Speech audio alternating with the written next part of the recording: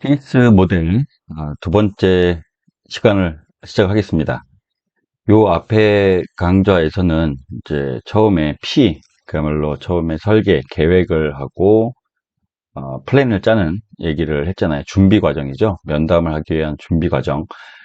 이게 되게 중요합니다. 그 면담을 하기 위해서 준비한 과정이 사실은 지금부터 설명을 드릴 2단계부터 당연히 크게 영향을 미쳐요.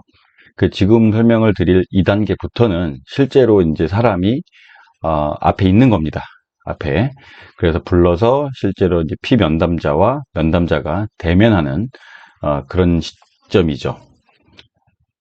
일단 이제 이거를 이제 우리는 E라고 하는 피스 중에 E를 차지하고 engage and explain이라고 하는 도입과 설명이라고 하는 부분을 이야기를 하고요.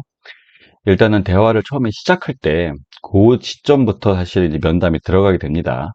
그래서 첫인상을 잘 관리를 해야 돼요. 이게 어떤 측면에서 여러분이 글로 봤을 때는 일단 읽어볼게요. 바람직한 첫인상은요, 공정하고 교사의 전문성을 갖추고 있으며 상대의 말을 잘 청취하고 들은 내용을 잘 이해하는 사람의 이미지를 주게 된다는 겁니다. 그래서 옷차림, 그다음 표정, 그리고 자세들도 마찬가지고요. 그래서 이러한 이미지를 잘 전달할 수 있도록 첫인상을 관리해야 된다라는 거죠. 이걸 여러분들이 이렇게만 한 줄, 두 줄로 이렇게 읽었을 때는 뭐 되게 당연한 얘기잖아 라고 하지만 잘 지켜지지가 않아요. 왜냐하면 이렇게 생각해 보죠. 우리가 누군가를 미팅할 때도 마찬가지죠. 그리고 심지어 내가 뭐 미팅을 하거나 또는 소개팅, 일반적인 이제 남녀 간의 관계 소개팅도 마찬가지고요. 그리고 내가 누구한테 이제 부모한테 인사를 드리러 갈 때도 마찬가지고요. 우리는 그런 일상적인 생활을 할 때 고민을 좀 합니다. 야, 저 사람한테 어떻게 내가 보여지길 바랄까 고민을 하죠. 그런데 이제 똑같다는 거예요. 일반 면담을 하고 피면담을 했을 때도 이 두 사람은 생전 처음 본 사람입니다. 특히 피면담자는 면담자한테 조사를 받으러 와요.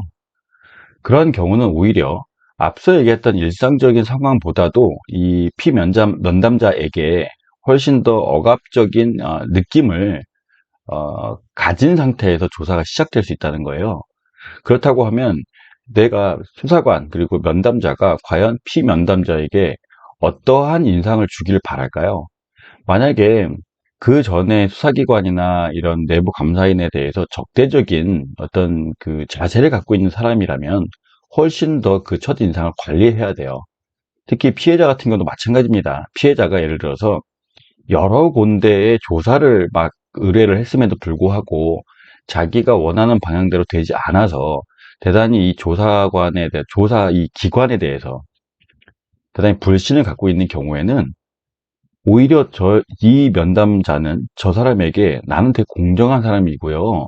그리고 당신에게도 편협하게 조사를 하지 않을 것이고, 마찬가지입니다. 피혐의자, 그리고 용의자에게도 역시 편협하게 하지는 않을 거예요. 오히려 우리는 사실을 잘 발견하는데 초점을 맞출 겁니다라고 하는 인상을 줄 필요가 있다는 거예요. 우리가 모멘트 오브 트루스라고 하는 일반 MBA, 그러니까 경영학 이론에 나오는 그 이론이 있어요. MOT 이론이라고 해서 처음에 몇 초 만에 사이에 상대방에 대한 첫인상 관리가 시작되고 그 첫인상을 어떻게 관리했느냐에 따라서 내가 이 계약을 잘 따낼 것인가 그게 이제 좌우된다라는 말입니다. 그래서 이거 되게 중요해요. 이거 여러분이 항상 글로 봤을 때는 별게 아닌 것처럼 보일 수 있으나 이거는 실제 면담에서 되게 중요하다는 것을 여러분들이 항상 인식하고 계셔야 되고요. 두 번째, 올바른 환경의 조성입니다. 조사관이 피면담자에게 말하는 방법, 그리고 피면담자가 어떤 요구를 했을 때, 요거는 사실 출석을 요구했을 당시부터 진행이 되죠. 처음에 출석 요구를 할 때는 훨씬 더 강한 편견을 가질 수가 있어요. 이게 이제 왜냐면은 상대방의 표정이나 이 태도가 보이지 않기 때문에 그 말에 하는 내용과 말하는 어투, 이런 것들이 되게 중요합니다. 그래서 그 당시부터 이 상대방이 어떤 요구를 할 때도, 이거를 잘 들어주거나, 그 다음에 저 어떻게 불편해요. 만약에 되게 바쁩니다. 뭐 이런 얘기를 했을 때 충분히 상대방의 요구를 잘, 들어주고 거기에 대한 대안을 마련해 주는 자세를 갖는 게 되게 중요합니다. 그리고 이거는 이제 그 피면담자가 조사관에게 말하기를 원하는 환경, 그야말로 아, 면담자가 질문한 거에 대해서만 수동적으로 이렇게 진술하는 그런 환경을 조성하면 안 돼요. 면담자가 어떤 질문을 했을 때 적극적으로 뭔가를 자기가 스스로 말하기 편한 환경, 능동적으로 대하는 환경을 조성하라는 얘기예요. 이런 올바른 환경이 잘 조성되어야만 실제로 면담이 효과적으로 이루어질 수 있습니다. 그리고 면담 절차를 설명을 해요. 통상 이제 뭐 예외적으로는 조사를 많이 받았던 사람은 되게 예외적이죠. 그런 사람 입장에서는 뭐 지극히 이 절차나 이런 걸 알고 있을 수 있으나 대부분의 사람은 대단히 예외적 환경에 처한 겁니다. 그럼 그 사람에게 심리적 안정을 주고 하기 위해서는 그 특히 조사자, 특히 면담자가 되게 객관적인 위치에 있다라고 하는 거에도 연결이 돼요. 그래서 상대방에게 면담한 목적이 뭐고 공식적으로 어떤 절차가 진행이 될 거고, 그리고 만약에 상대방이 이 조사나 징계 등 절차에 대해서 혹시 아는 게 없으면 그러한 절차들도 설명해 줄 필요가 있죠. 그리고 이제 면담을 내가 왜 하는지, 당신을 부른 이유가 무엇이고 면담의 목적이 무엇인지도 상세하게 설명을 해줘야 됩니다. 그래야만 상대방은 조사자에 대해서 상당한 신뢰를 가지게 되고요. 그리고 긴장도 풀게 되죠. 이게 모든 피면담자가 면담자를 신뢰할 거라고 보지 마세요. 피면담자는 대부분 이제 면담자 자체를 사람으로서도 신뢰하지 않을 수 있고요. 이 처한 위치 자체가 어떠한 면담자가 오든 간에 내가 진실을 숨기려고 하는 피면담자도 있을 수 있잖아요. 그렇기 때문에 그러한 환경을 충분히 이해를 하고 상대방의 마음을 풀 수 있을 만큼 충분한 절차를 이야기해 주시는 것이 되게 중요합니다. 그래서 만약에 여기 다른 참여자들이 또 이렇게 있다고 하면 그 사람들의 역할이 또 무엇이고, 혹시 그 피면담자가 신뢰 관계자가 동석을 했다면 신뢰 관계자가 할 수 있는 행동의 범위, 그리고 그 사람이 어떤 조력을 할 수 있는지 이런 것들도 세세하게 알려주는 것이 되게 중요해요. 그리고 이제 그런 것들이 만약에 피의자 신문 조서를 작성하거나 피해자에 대한 진술 조서를 작성하면 이게 어떻게 쓰일 것인지 이런 것들도 세세하게 설명을 해주는 절차가 면담에서도 되게 중요한 요소를 이루기 때문에 형식적으로 하시는 거는 지양해야 됩니다. 그리고 이제 대화를 앞으로 이제 하게 될 거잖아요. 그러면 일종의 면담자와 피면담자 간의 어떤 규칙을 말해줘야 돼요. 일단은 나는 이러이러한 그 목적에서 인터뷰를 할 거다고 설명을 했으면, 제가 어떤 질문을 하게 되면 꾸밈 없이 부담 갖지 마시고 긴장할 필요 없고요. 아까 말씀드린 것처럼 만약에 본인이 불리하다라고 하면은 좀 더 생각할 기회를 줄 수도 있습니다. 하지만 어떤 얘기를 하실 때는 가급적 꾸밈 없이 아시는 대로 다 이야기를 하기를 권장을 드립니다. 이런 방식의 어떤 규칙들을 설명을 해줘요. 그리고 나는 내가 얻고자 하는 정보만을 얻는 사람이 아니니까요. 만약에 선생님께서 또는 여사님께서 얘기하고 싶은 것들을 세세하게 하고 싶은 얘기를 다 세부적으로 이야기해 주시는 게 좋습니다. 이런 말들, 이런 것들에 대해서 지속적으로 규칙을 설명해 주는 거예요. 그리고 집중을 그야말로 피면담자에게 적당한 노력과 집중이 요구된다라는 것을 조사관이 이해하고 있다는 거예요.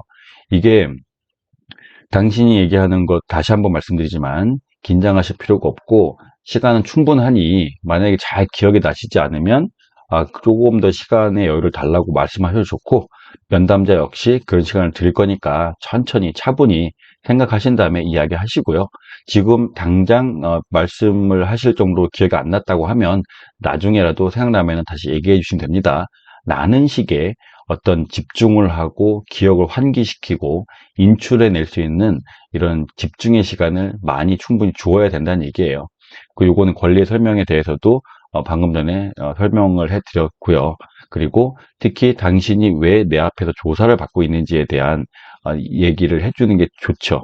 당신은 어떤 혐의를 받고 있어서 왔다라든지, 아니면 당신은 피해자로서 이 사건의 피해자이지만 범죄 수사를 하는 또는 내부 감사를 하는 내가 조금 더 사실을 잘 밝혀낼 수 있게끔 충분한 진술을 하실 수 있게끔 자리를 마련한 것이니까 그런 것들을 정확하게 이해하시면 좋겠습니다. 라는 식의 왜 이런 것들을 좀 자세하게 설명을 해주시기를 바랍니다. 그리고 이 조사자는, 특히 면담을 하고 있는 나는 어떤 특별한 목적 지향을 가지고 간다기보다는 이 사건을 객관적으로 바라보고 이 사건의 진위 여부를 아주 객관적인 자세로 밝혀내고 싶다라는 것을 강조해서 이야기하는 것이 훨씬 더 유용합니다. 그 3단계는요, 여기서부터가 되게 이제 메인이에요. 그 실제로 앞에 부분은 일종의 절차적인 부분이잖아요. 도입이에요, 도입.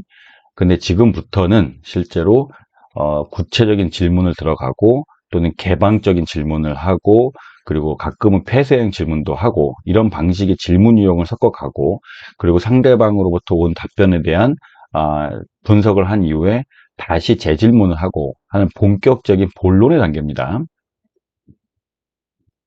이걸 이제 어카운트 클래리피케이션 앤 챌린지라고 하죠. 그래서 진술을 설명하게 상대방이 하는 거죠. 그리고 그 중에서 어떤 대략적인 진술이 나왔으면 또는 그게 기본적인 사실관계와 다른 진술이 나왔으면 그걸 좀 더 세부적인 사항을 진술하게 하고 좀 더 명확하게 하는 겁니다.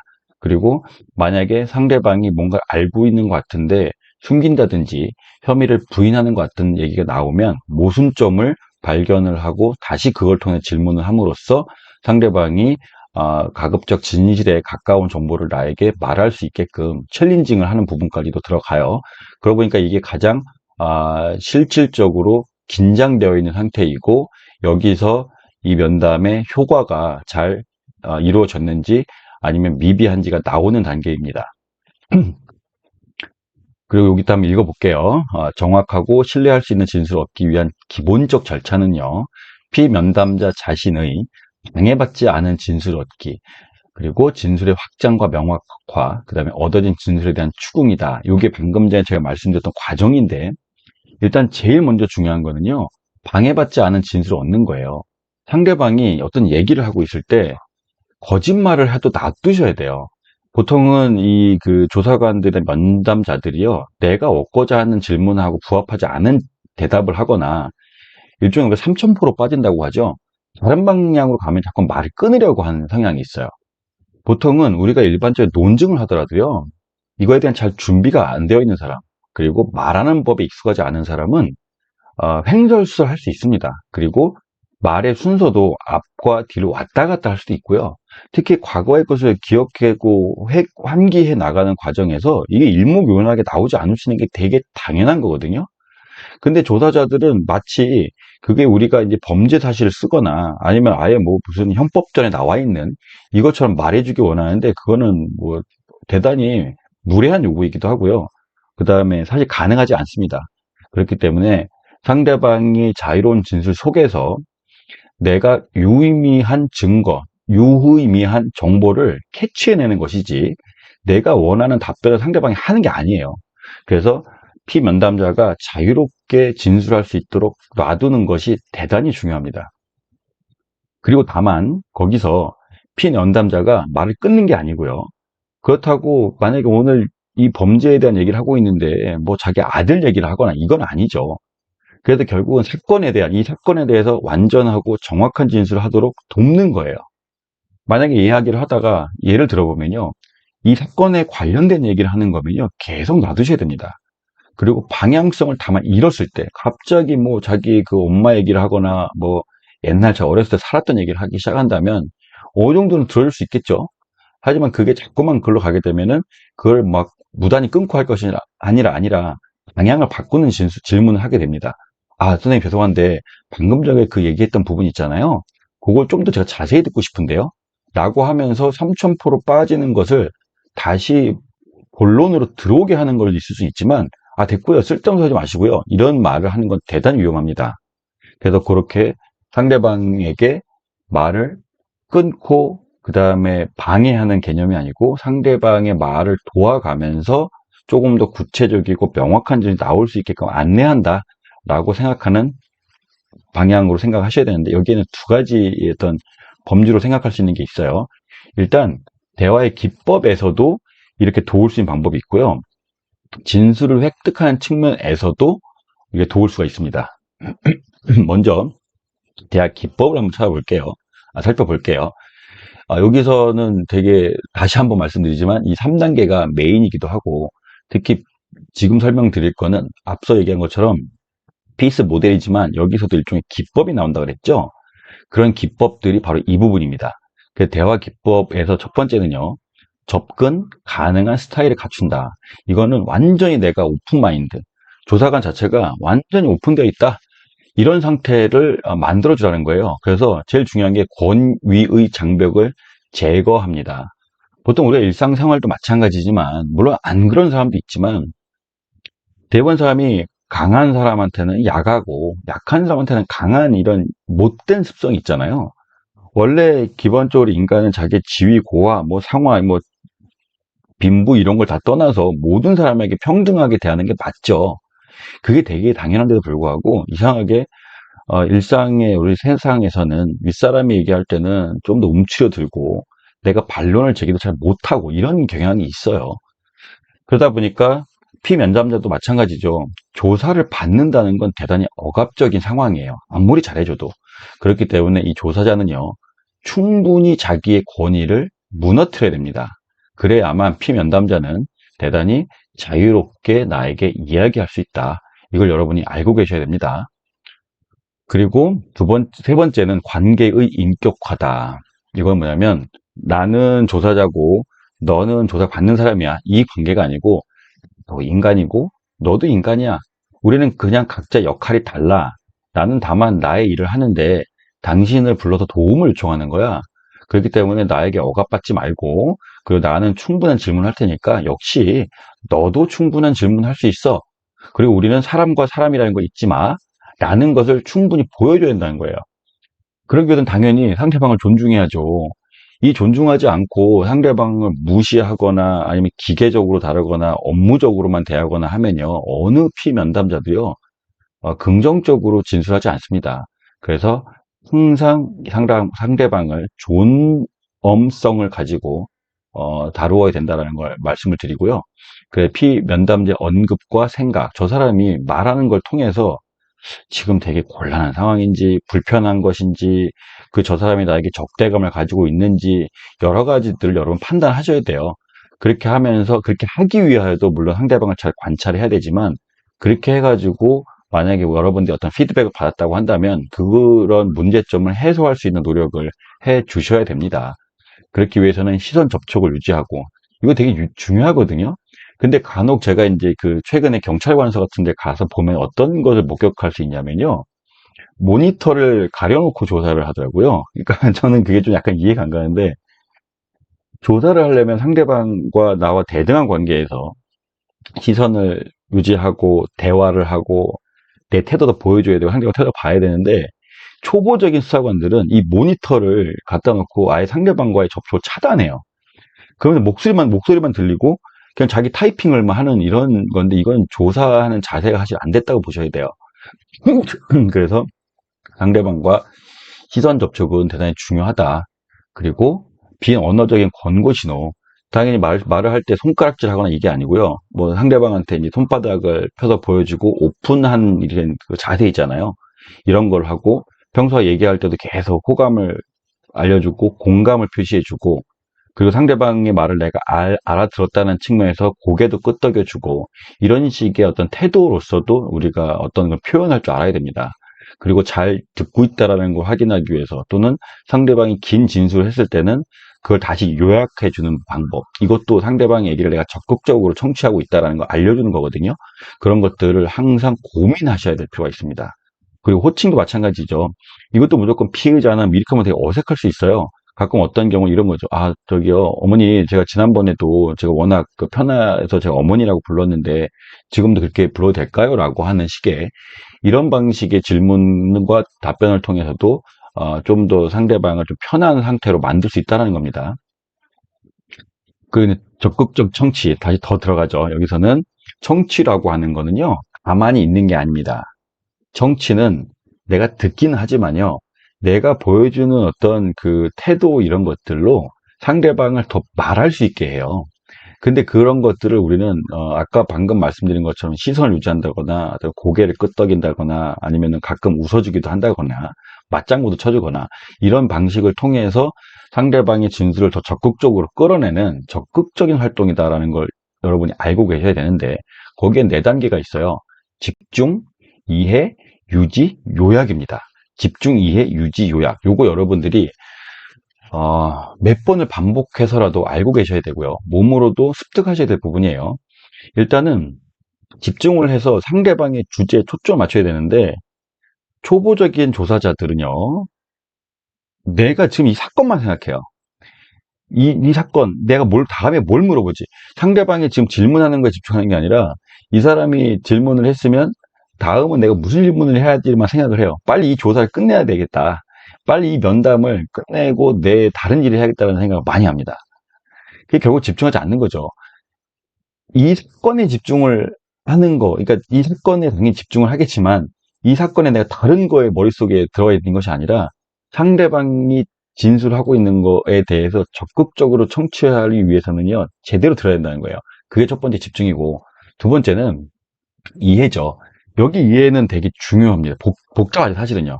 이 사람이 말하는 것들이 하나하나 요소를 분석해낼 줄 알아야 되죠. 내 머릿속으로. 이거는 대단히 오래 훈련된 수사관들이 가능한 건데, 일단 상대방이 얘기했던 것이 의견인지, 그 사람의 의견일 뿐인지, 아니면 구체적인 사실에 관한 것인지를 구분해내야 되죠.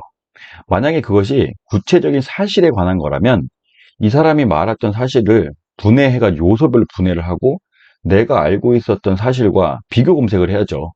그렇게 해야 그것들에 대해 나중에 말씀드리지만 추궁을 하거나 명확화를 하는 데 도움이 됩니다. 그래서 상대방의 얘기를 잘 집중하고 있으면서 그것들을 의견인지 사실인지 정확하게 구분해내고, 사실이라고 하면은 내가 알고 있는 사실과 비교 검색을 하는 과정이 필요합니다. 그리고 유지는 말씀드렸던 것처럼 지속적으로 상대방에게 내가 너의 말을 잘 듣고 있어 라는 것을 알려주고, 상대방이 계속적으로 자세한 진술을 할 수 있게끔 하는 데 도움이 되고요. 요약은 만약에 어떤 중요한 부분이 왔거나 혹시 추가적인 진술을 하려고 하는데 거기에 기억이 잘 안 나거나 했을 때는 잠깐 쉬면서 그 전에 진술들 요약해주고 다시 한번 방향을 잡아주고 환기시키는 것을 도움을 줄 수 있습니다. 이런 것들을 계속 가지고 가셔야 돼요. 집중, 이해, 유지, 요약. 이 단계 여러분이 꼭 기억하시고요.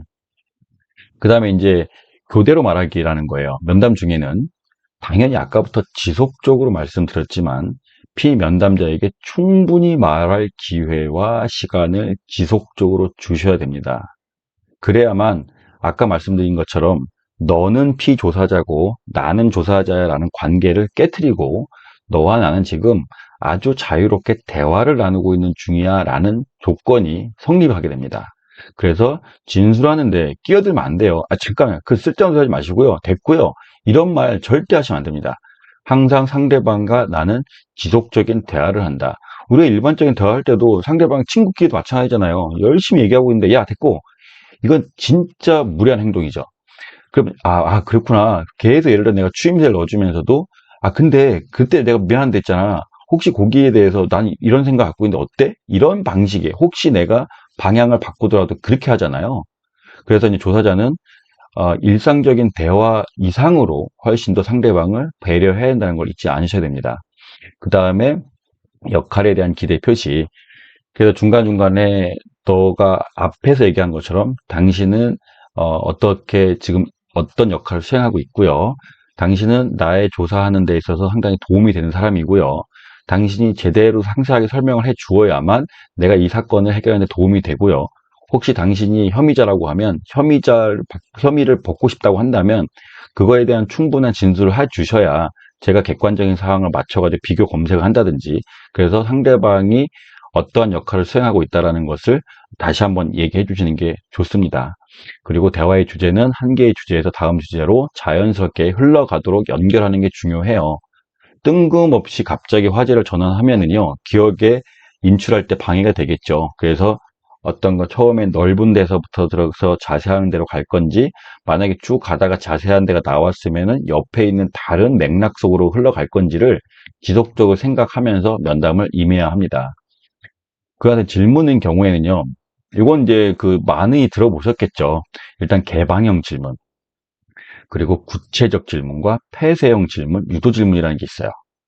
그러면 이제 일단 하나씩 설명을 드릴게요. 개방형 질문은 피면담자가 자유회상에 의해서 기억 속에 있는 모든 것을 말하게 하는 질문이에요. 이게 이제 예를 들면은 어저께 있었던 일을 다 한번 얘기해 보실래요? 이런 거예요. 혹시 그 사람에 대해서 아는 게 이거 다 얘기해 보실래요? 이렇게 어떠한 구체적인 사항을 다 열거해서 알려주는 것이 아니라 그 사람이 알고 있는 모든 것을 자유롭게 말할 수 있게끔 하는 질문을 우리는 개방형 질문이라고 하고요. 면담에서는 기본적으로 이러한 개방형 질문이 원칙입니다. 이 개방형 질문은요, 그 사람이 제가 이 전에 이제 기억에 칠 때 죄악에 대해서 말씀을 드렸다시피 개방형 질문은 그런 기억에 칠 때 죄악을 예방하는 역할을 해요. 그래서 암시의 가능성을 최소화하고 정보의 왜곡을, 기억의 왜곡을 줄이기도 하고 오히려 좀 더 시간이 많이 걸릴 수 있지만 다양한 정보를 내가 획득할 수 있습니다. 다시 한번 말씀드리지만 조사자는요, 피조사자보다 잘 모른다는 겁니다. 피조사자는 그 일을 경험한 사람이기 때문에 조사자보다 훨씬 많이 알고 있어요.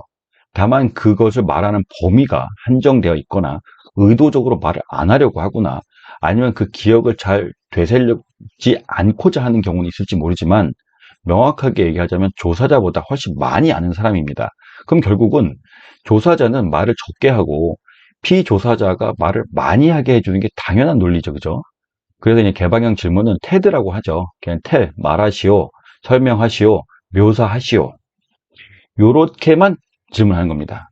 그리고 면담의 시작이나 면담 중에도 항상 개방형 질문은 언제나 옳다라는 걸 여러분이 알고 계시고 사실적 측면에서 그야말로 올바른 정보를 많이 얻어낼 수 있다라는 사실적 측면과 규범적 측면, 기억이 왜곡되거나 또는 절차적 측면에서도 상대방에게 억압되거나 또는 유도하지 않는 이런 측면에서도 바람직하다라는 거예요. 그 다음에 이제 구체적 질문은 일단은 개방형 질문이 이제 이렇게 있다 보면 다양한 말들이 있잖아요. 하지만 대답을 하는 사람 입장은요, 어느 측면에서 좀 더 자세하게 얘기를 해야 될지 그걸 잘 모르죠. 그냥 자기가 다양한 어떤 생각나는 대로 많이 얘기를 했을 거예요.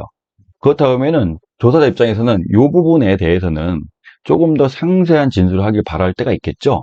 그럴 때, 그러니까 개방형 질문에 대한 답변을 듣고 나서 이 측면에서는 조금 더 상세한 정보가 요구될 때 구체적 질문에 들어갑니다.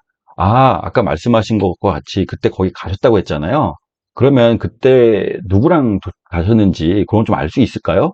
그 거기 만약 가셨다고 하는데 왜 같이 가셨을까요? 이렇게 처음에는 개방형 질문이 나왔지만 내가 그 개방형 질문을 다 듣고 나서 어느 일부분에 대해서 구체적 질문, 대답이 필요하다면 그 부분을 특정해서 조금 더 자세한 이제 질문을 하게 되는 걸 우리는 구체적 질문이라고 합니다. 예시를 들면 이거죠. 그 사람과 만난 것은 어디셨어요? 그때 당시에 상대방은 어떤 옷을 입고 있었죠? 그리고 그 차는 어떤 색깔이었을까요? 이런 것들이에요. 근데 구체적 질문은 연속적으로 하는 것은 피해야 된다. 이게 왜냐하면 연속적 질문을 하게 되면 조사관이 확인하고자 하는 쟁점이 전면에 드러납니다.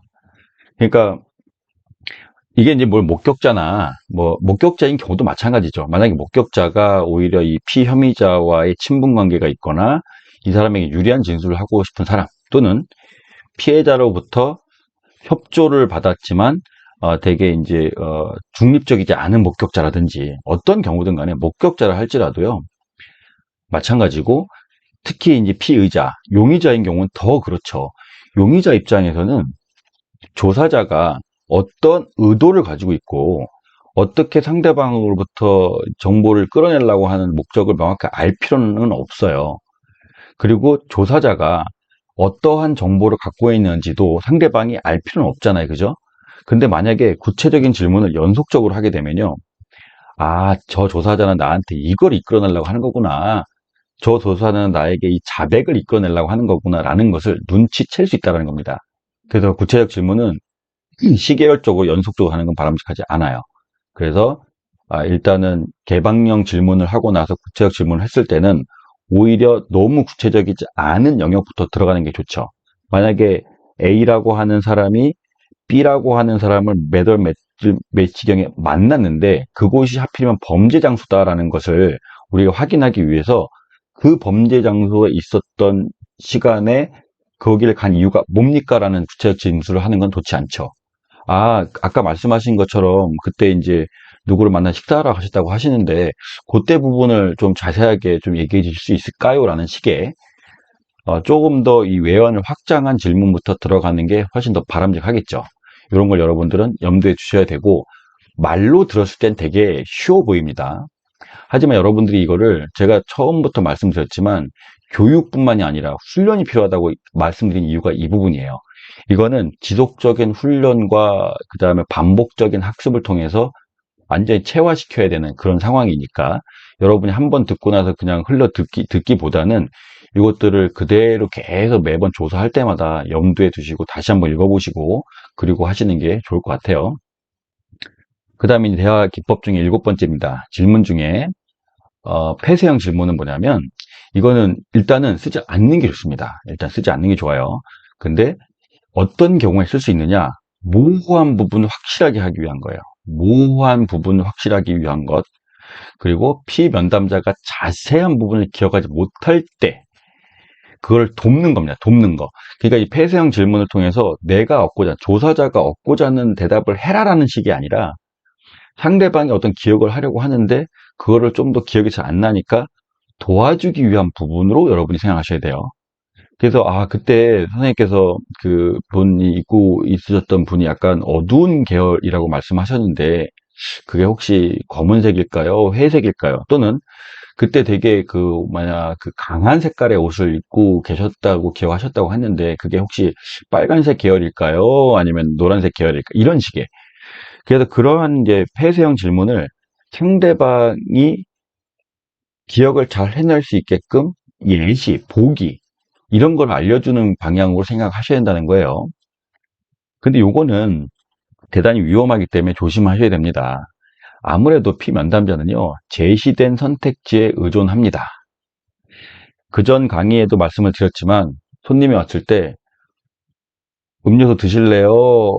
드실까요? 뭐, 안 드려도 될까요? 라고 물으면, 괜찮습니다. 안 주셔도 되겠대요. 라는 그 말할 확률이 50%잖아요.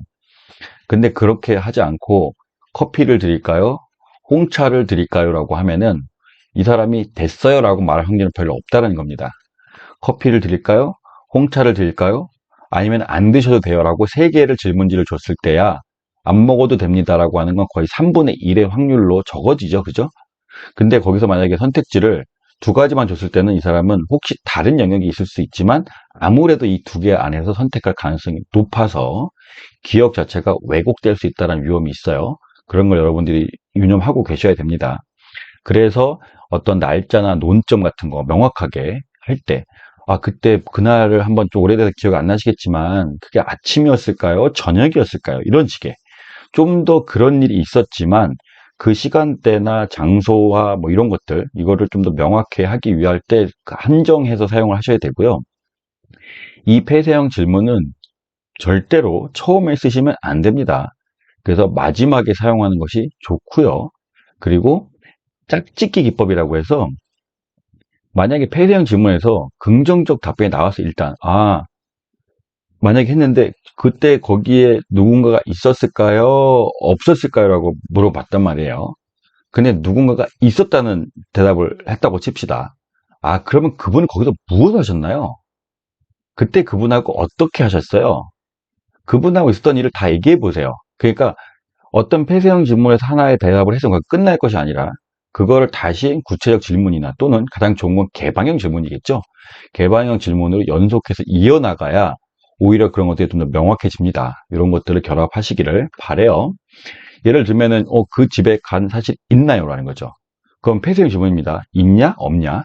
그래서 간 사실 있다고 하면 그랬으면 거기서 있었던 일을 대해서 한번 얘기해 보시겠어요? 라는 것이 짝짓기 기법에 의한 질문입니다. 유도 질문은 안 좋은 겁니다. 유도 질문 일단은 결론은 유도 질문 하시면 안 돼요. 이거는 그러면 예시를 들면 그 여자가 입고 있던 옷이 주황색이에요? 하나의 선택지만 주고 그걸 생각해내게 하는 것. 이거 유도 질문입니다. 이런 거는 일단은 안 돼요. 절대 쓰지 않는 것을 원칙으로 하시고요. 다만 정보에 대한 정리 및 확인. 그때 입고 있었던 색깔이 주황색이란 말씀이시죠? 그야말로 정보에 대해서 다시 명확하게 하거나 정리하는 정도에서만 쓰는 것이지, 이거를 새로운 사실을 밝혀내기 위한 사실로 쓰시면 안 됩니다. 그리고 복합 질문도 쓰시면 안 돼요. 이거는 질문은 항상 하나씩 하셔야 되는데, 그때 거기서 왜, 무엇을 어떻게 하셨는데요? 라고 하실 필요 없다라는 거예요. 그 질문 자체는 일단은 하나씩 한다. 라고 해야 되고, 복합 질문을 하게 되면 상대방이 당황스러워 합니다. 그래서, 물어보실 때는 항상, 간략하게 하나의 사실에 대해서 묻는 것을 원칙으로 하고요. 반복 질문은 계속 반복해서 질문하면은요, 상대방은 추궁한 느낌이 들어요. 그리고 또는 이럴 수도 있어요. 특히 어린 아이들 같은 경우에는, 내가 뭐 잘못했나? 처음에 물었을 때는 이렇게 대답했는데 다시 묻잖아요. 그럼, 내가 처음에 진술한 게 뭔가 잘못한 것 같아. 어떡하지? 그래서 다른 얘기를 할 수 있습니다. 그래서 반복 질문은요, 되게 조심하셔야 돼요. 그래서 반복 질문을 꼭 하셔야 되는 경우에는요, 바로 이어서 계속 할 것이 아니라 텀을 뒀다가 다시 동일한 유형의 질문을 통해서 답을 얻어낼 수 있죠. 이런 경우는 물론 스킬이기도 한데, 어떤 사람이 거짓말을 했다고 이렇게 조사관이 생각을 했을 때는 이런 반복 질문을 통해서 확인할 수는 있어요. 처음엔 이런 식의 질문을 했다가 진술이 지속적으로 이루어지는 와중에 다시 다른 방식의 질문을 통해서 그 똑같은 사실을 물으면, 이 사람이 만약에 동일하게 진술을 한다고 하면 일관성이 있지만, 만약에 다른 이야기를 한다면 약간 일관성이 흐트러지잖아요. 이런 거에도 활용될 수는 있습니다. 그래서 꼭 반복 질문을 꼭 하셔야 된다고 한다면 시기를 달리하고 그 방식도 달리 하셔야 된다. 이렇게 해야 되고, 그러나 유도나 복합이나 반복 질문은 안 하는 게 맞습니다. 그리고 나서 이제 모니터링과 평가는, 여기에는 이제 사실 마지막 부분에 나타나 있지만 사실 중간중간에서 계속 이어져야 되는 부분이에요. 피면담자가 제공한 정보를 사실은 계속 기록, 메모, 그리고 기억을 통해서 갖고 계셔야죠. 그래야만 이 질문과 연결된 후속 질문을 한다든지, 아니면 저 사람의 기억을 환기시킬 필요가 있다는 것인지, 또는 저 사람의 진술을 반박할 것인지, 그리고 저 사람의 모순점을 추궁할 것인지가 결정이 되잖아요. 그렇게 하기 위해서는 계속 상대방의 진술 내용을 정리, 요약해야 될 필요가 있습니다. 이게 어떻게 보면 어려운 일이에요. 그렇기 때문에 처음 말씀드릴 것처럼 플래닝이라는 부분과 프리퍼레이션이 들어가죠. 그래서 내가 잘 준비가 되어 있는 면담자는 이 모니터링과 평가가 쉬워요. 그리고 이 수사관이 이 사건에 대해서 명확하게 알고 있고, 이 사건에서 존재하는 증거들, 다양한 증거들을 내가 명확하게 알고 있으면 훨씬 더 모니터링과 평가가 편리하고, 그 후속 작업인 명확화와 추궁에 있어서도 유리합니다.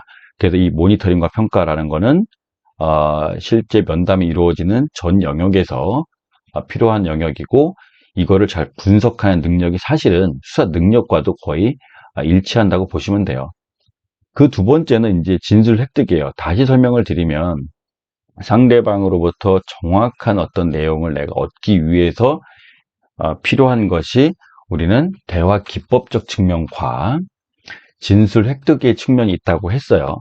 방금 전까지 설명드렸던 거는 일단은 대화하는 거에 대한 기법을 얘기했어요. 이런 식으로 대화를 하고 이렇게 질문을 해라. 근데 여기서 진술 획득이란 측면은 뭐냐면, 첫째, 협력적이고 자발적인 피면담자들로부터 어떠한 진술을 획득하는 방법에 대한 얘기를 먼저 드릴 거예요. 나에게 협력적이고 자발적인 사람, 이런 사람들에 대해서는요, 가급적 그 당시에서 내가 회상을 할 수 있는 범위를 가급적 많이 넓혀주는 것이 필요합니다. 오래되었다면 오래된 이야기를 내가 잘 인출해낼 수 있도록 도와주고, 복잡한 사건에 연루가 되어 있으면 그거를 부분 나누어서 세심하게 관리하면서 상대방으로부터 가급적 많은 정보를 내가 얻어내기 위한 방법을 쓰셔야 된다는 거예요. 그리고 만약에 상대방이 피해자인데 그 피해자가 어떤 트라우마를 겪게 됐거나 했다면, 이 사람이 내 질문을 통해서 어떠한 영향을 받을지도 생각해 보셔야 되고요. 오히려 트라우마를 겪은 아동 같은 친구들한테 직접적인 질문을 했을 때는 그 당시에 그 범죄 충격으로 인해서 오히려 그거를 왜곡하거나 아예 언급을 회피할 수 있는 가능성이 있다는 거예요. 이런 부분에 대해서는 여러분들이 그 사람들의 기억이 왜곡되지 않을 많은 방법론들에 대해서 사전 고민이 필요하다라는 걸 말씀을 드립니다. 그리고 상세한 부분을 정확하게 회상하도록 하기 위해서는 상황을 재현할 것을 요구를 해요. 그야말로 이거죠. 내 눈앞에서 해보세요가 아니라 이런 방법도 도움이 됩니다. 만약에 어떤 장소적, 공간적인 측면에 대해서 어떤 우리가 알고 싶을 때는요. 연필과 그 다음에 메모지를 주고 그림을 그리도록 요구를 하죠. 그리고 만약에 상대방이 지금 겪었던 그런 곳에 등장인물이 많을 수가 있어요. 뭐 A, B부터 C, D, E 이런 경우에는요. 그 사람들의 이름과 이것들을 도표나 그림으로 일단 그려놓고 그렇게 설명을 하기를 요구할 수도 있고요. 만약에 등장 인물은 별로 없지만 그 당시의 상황을 돌아가서 기억을 해내는 게 도움이 될 것 같으면은, 일단은 잘 생각해 봅시다. 일단 선생님께서 그날 오전에 이제 출근을 하는 길이라고 말씀하셨어요. 그러면 그때 선생님께서 그 출근을 한다라는 현장에 계시다고 생각하시고, 그때 있었던 일을 한번 얘기해 보세요. 라는 식의. 그래서 상황 자체로 돌아가서, 그리고 그 상황이 복잡하면 그림을 그리면서 이렇게 할 수 있게끔 여러분들이 도움을 주셔야 됩니다. 그리고 이제 계속 말씀을 그 다음에 현장에 관련된 것들이죠. 현장에 대해서 그때 당시 하던 게 무엇인지 생각해 보세요. 무슨 일이 일어났는지 생각해 보세요. 그때 볼 수 있었던 것들에 한번 집중해 이런 것들 있죠. 이런 내용들이 사실 여러분이 얻고 싶은 결과가 아니고요. 그 우리한테 협조적인 사람이 그 현장으로 돌아가서 좀 더 많은 기억을 회상할 수 있게끔 도와주는 질문들입니다. 이런 것들을 한번 쭉 한번 보시면 어떤 의미가 담겨 있는지를 아마 이해하셨을 거고요.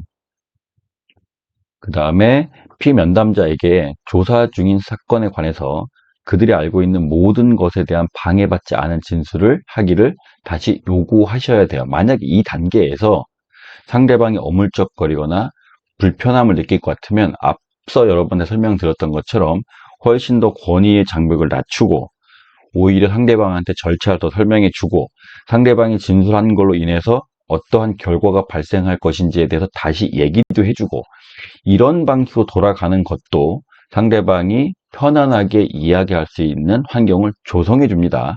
그런 것들도 계속 다시 사용을 하실 부분이에요.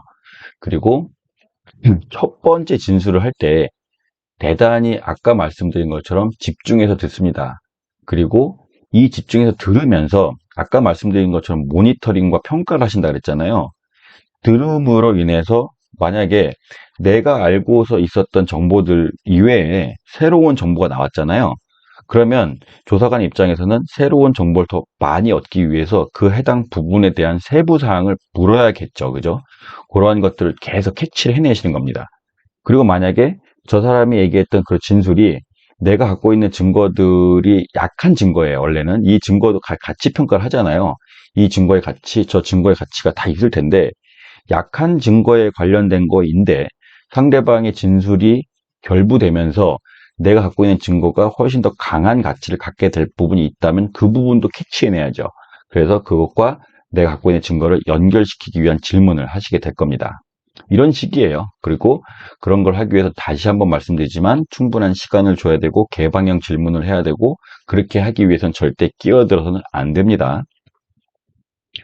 그리고 이 사람이 옛날 일이어서 다시 회상이 잘 안 되는 경우가 있다면 그걸 격려를 해주고 그 다음에 지금 어려우신 거 이해를 하니까요. 그럼 이렇게 해볼게요. 처음에 천천히 한번 다시 생각해 보시고 그때 제가 볼 때는 그때 무렵이라고 하면 약간 가을 무렵이었고 아마 추석을 꼈을 때 부분인데 혹시 추석 때 그 어머니나 어디 뭐 친집에 가시는 경향이 있으세요? 물어봐요. 그래서 맞아요, 있었어요.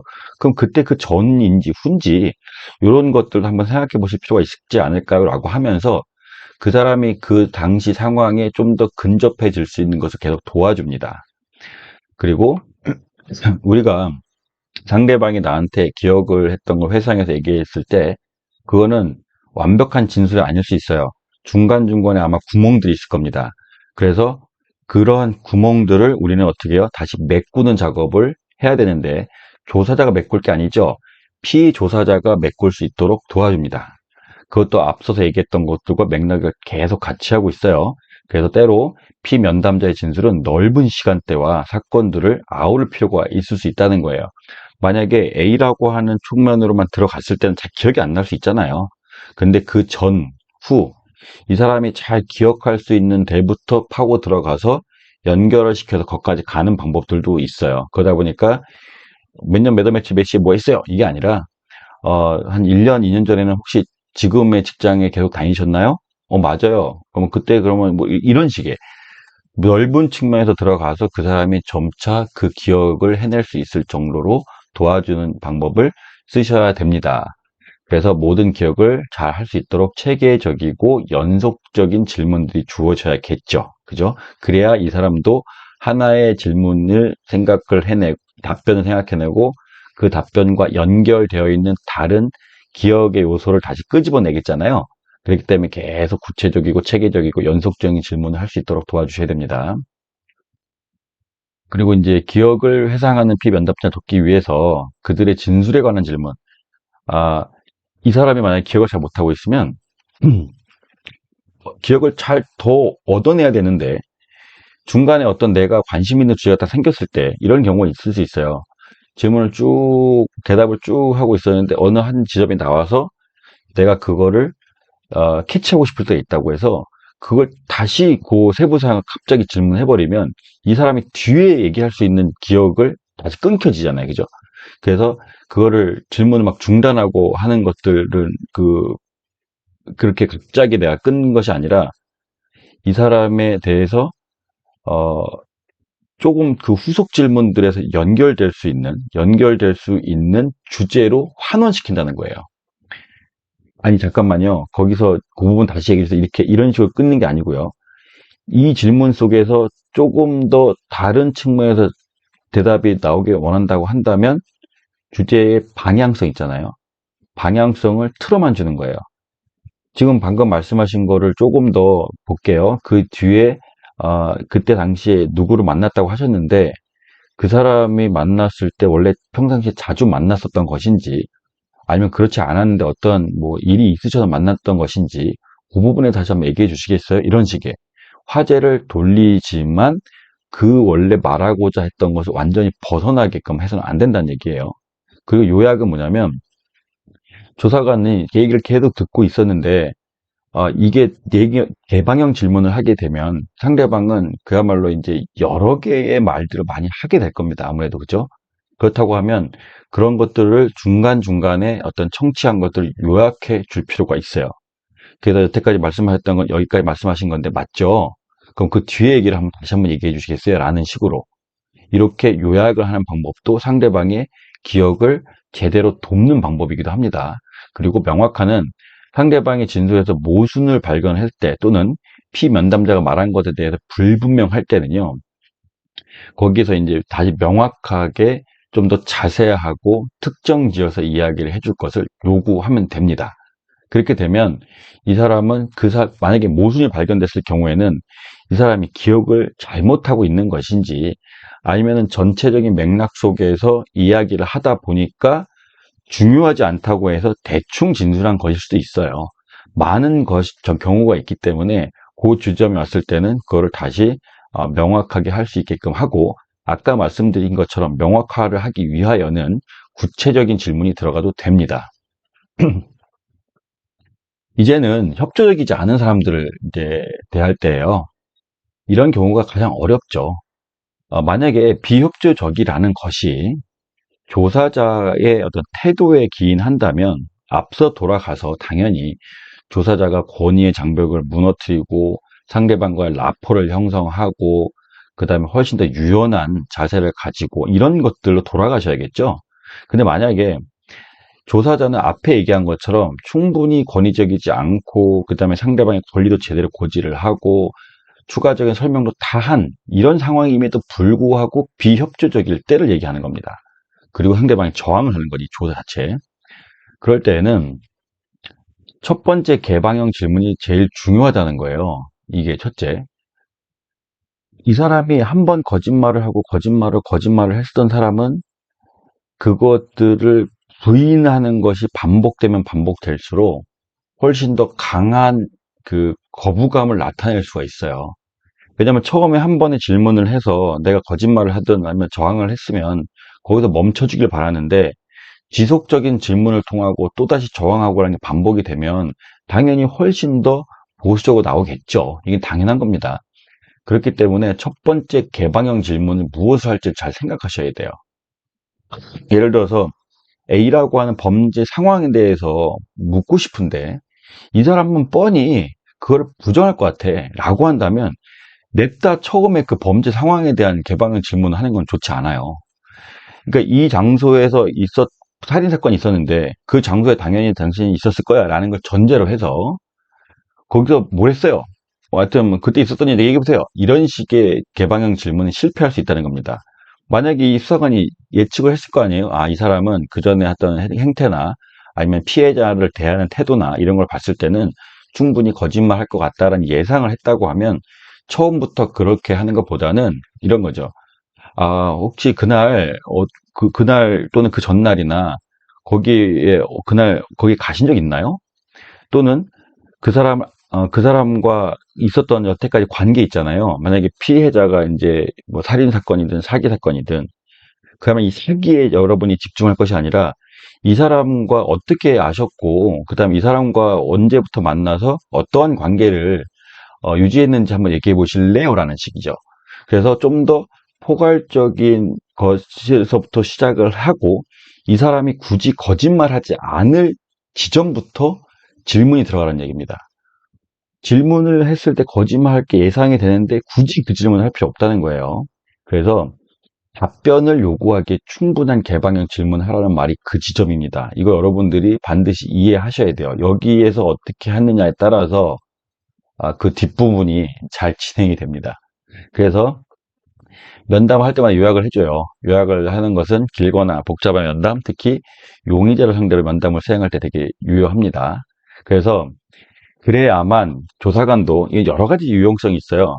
아까 얘기한 것처럼 나한테 비협조적이고 저항적인 면담자한테는요, 질문을 하더라도 대답이 자세하게 안 나오거나 또는 거짓말이 나올 수도 있어요. 그죠? 그럼 이런 경우에 이 조사자는요, 사실은 모니터링과 평가라고 하는 측면이 대단히 중요합니다. 이런 경우에 이 조사자는 내가 갖고 있는 모든 정보의 양에 대해서 염두에 둬야 되고, 이 사람이 말할 때마다 어떠한 모순점이 있는지를 지속적으로 기록을 해 나가야겠죠. 그래야만 그 모순점에 대해서 추궁할 수 있단 말이에요. 그렇게 하기 위해서라도 면담의 중간중간 요약이 필요합니다. 조사자 입장에서도 시간을 벌어야 되죠. 그 예를 들어 상대방이 거짓말 했다 손 치더라도 그 요약을 해요. 요약을 하면서 다시 한번 알려줘요.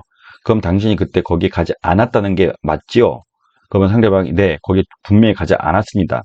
그러면은 이 상대방은 그 사람이 나에게 거짓말했다라는 거에 대해서 다시 한번 인식할 수 있는 기회를 줍니다. 그리고 조사관 스스로도 그거를 정확히 기억을 해내고 요약할 시간을 벌죠.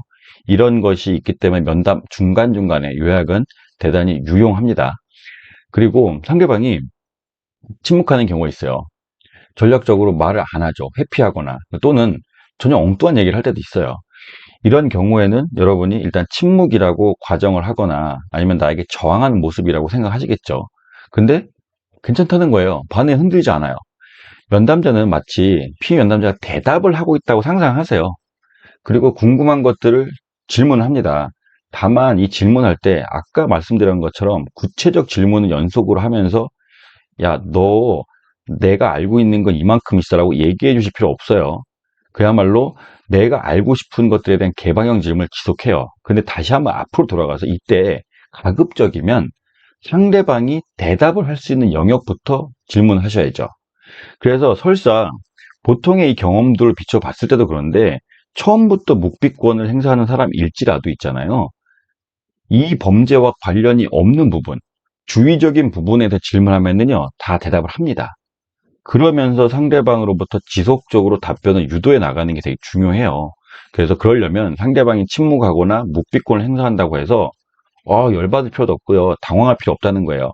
그야말로 가급적 다시 한번 말씀드리지만 이 사람이 답변할 가능성이 있는 것들부터 개방형 질문을 다시 반복합니다. 그러면서 이제 진술을 이끌어내는 거 되게 중요해요. 그리고 이제 만약에 추궁이 요구되는 때가 있어요. 뭐이 사람이 명확하게 어, 이 거짓말한 부분이 내가 쉽게 입증할 수 있는 경우가 있겠죠. 그렇다고 해서 내가 증거를 갖고 있는 것들 중에서 되게 유가치한 증거를요, 하나밖에 없는 증거를 알려줘서는 안 됩니다. 근데 이 사람이 만약에 그 사람이 거기 가지 않았대요. 가지 않았다는데 거기서 내가 당신이 거기 가는 모습이 찍힌 CCTV가 있어라고 바로 보여줄 것인지, 그런 경우에는 뭐냐면 내가 많은 증거를 가지고 있을 땐 그래도 됩니다. 아니 그때 그 선생님이 거기에 갔던 걸 봤다는 사람이 있습니다. 이런 정도로 얘기를 하고 말 것인가. 이런 식으로 해서 선생님이 말씀하시는 거가 그렇다가 아니라 일단은 거기서 분명히 본 목격자가 있기 때문에 일단은 그 부분에서 다시 한번 생각해 보시고 얘기해 보세요. 이런 식으로 얘기를 해서 추궁하는 거죠.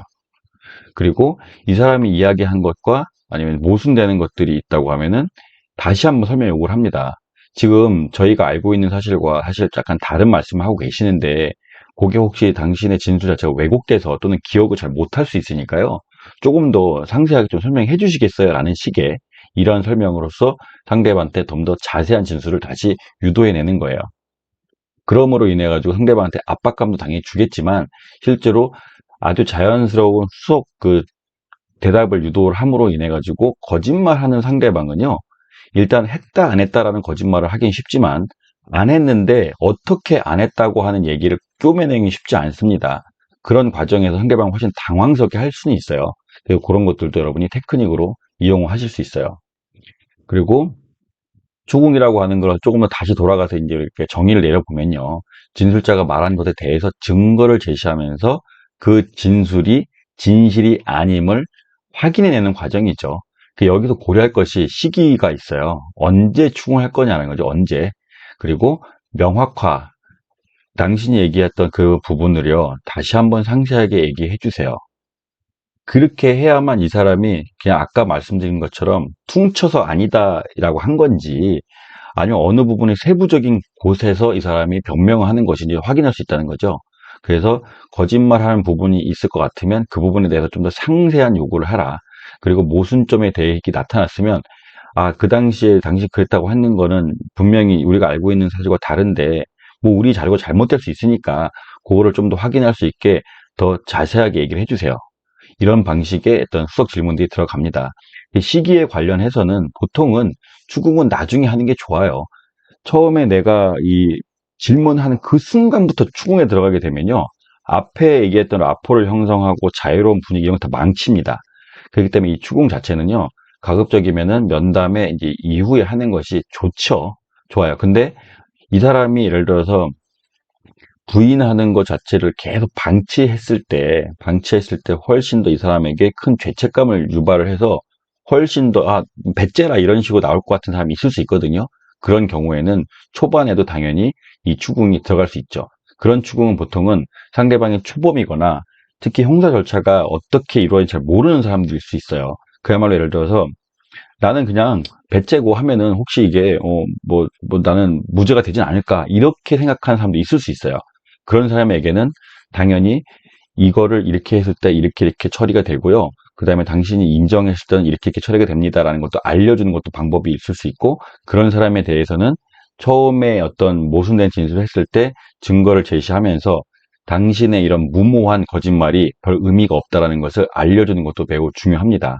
그 시기는 보통은 후반이지만 이런 상황, 구체적 상황에 따라서는 앞서서 추궁할 수 있다는 거예요. 그리고 조사관이 가지고 있는 분명한 증거와 일치하지 않는 진술이 상대방한테 설명해 주는 거죠. 당신 거짓말하는 건 나빠 이게 아니고 좋아요. 선생님 말씀이 기억나는 대로 말씀하셨다고 하는데 일단 저희가 가지고 있는 여러 가지 목격자 진술이나 그 당시 이런 상황들 있잖아요. 그런 것들도 저희도 이제 수집을 했는데 만약에 이런 것들이 그대로 법정에 가서 선생님이 재판을 받게 될 텐데 이런 객관적인 증거들과 선생님의 진술 자체가 달랐을 때 선생님한테 오히려 이제 불이익이 갈 수 있습니다. 라는 것들을 부드럽게 경고해 주는 거죠. 이런 것들도 추궁의 중간에 들어가도 상관없습니다. 그리고 명확하게 하기 위해서 피면담자에게 조사관이 진술의 어떤 부분을 다시 기억을 살려보기 원한다고 설명해야 돼요. 전체를 두고 당신 거짓말하고 있잖아.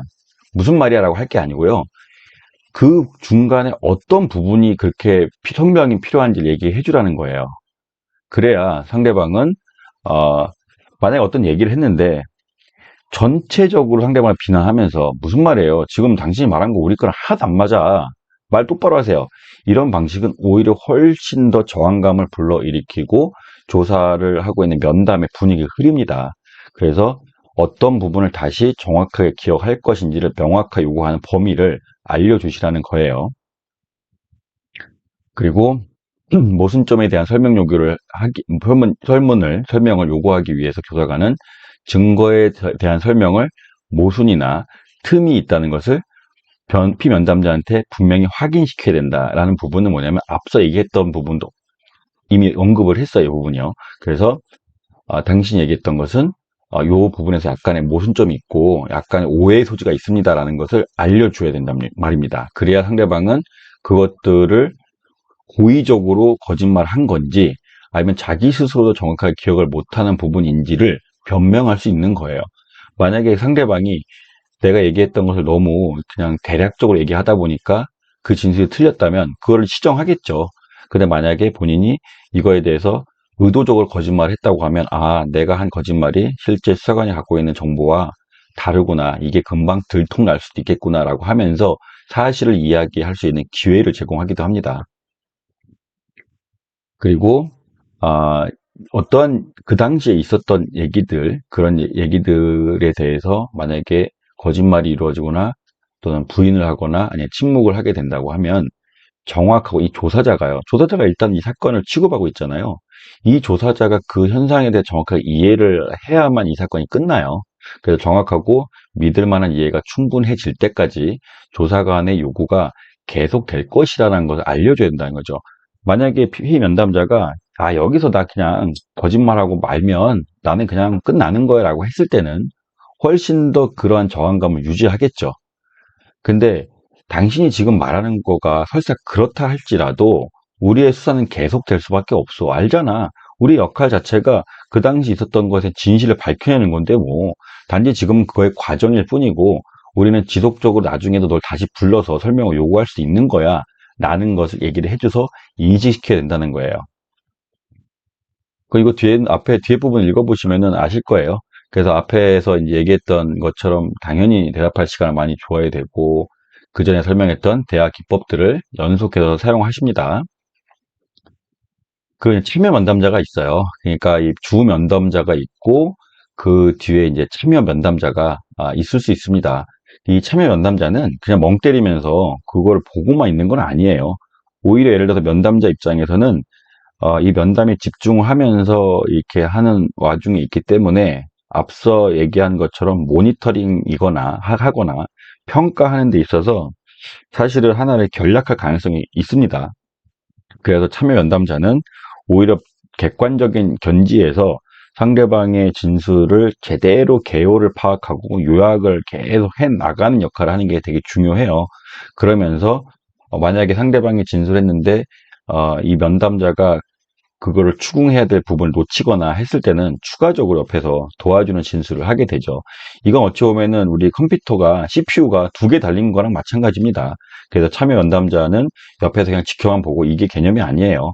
오히려 CPU가 두 개 돌아가면서 상대방보다 훨씬 더 많은 이 프로세싱을 할 수 있는 거죠. 그래서 참여 면담자가 역할이 되게 중요한데 사실은 이제 대한민국에서 이루어지는 이런 절차상에 보면은 참여 면담자는 그냥 옆에서만 지켜만 보고 있는 사람의 역할만 하는 것 같아요.